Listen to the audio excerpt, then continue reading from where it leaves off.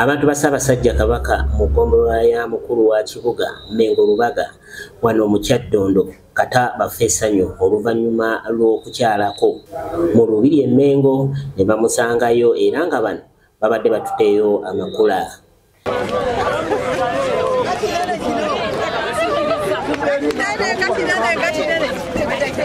Abamu balabiddwako nga bagenda mu maaso n'okwekubya ebifaananyi oluvannyuma lw'otuuka mu Lubiri luno ate nga balala essanyu libatta nga balindirira okulaba ku mutanda abadde munda mu Lubiri.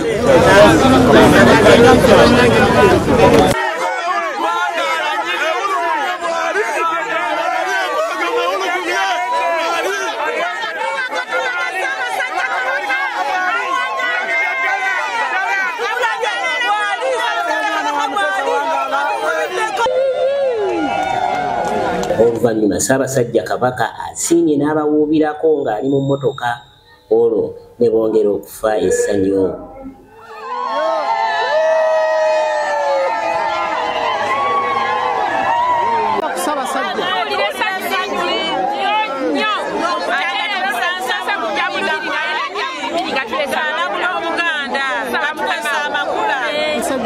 Ndi musanyufu nnyo nga nze kansala w'e Lubaga division Honorable Nantongo Sarah okuva e Lubaga tuli wano mu Lubiri lwa baffe Ssaabasajja nnyo tusiimidde ddala okulaba ku Ssaabasajja Kabaka mu Lubiri lwe wano e Mengo ab'eggombolola y'e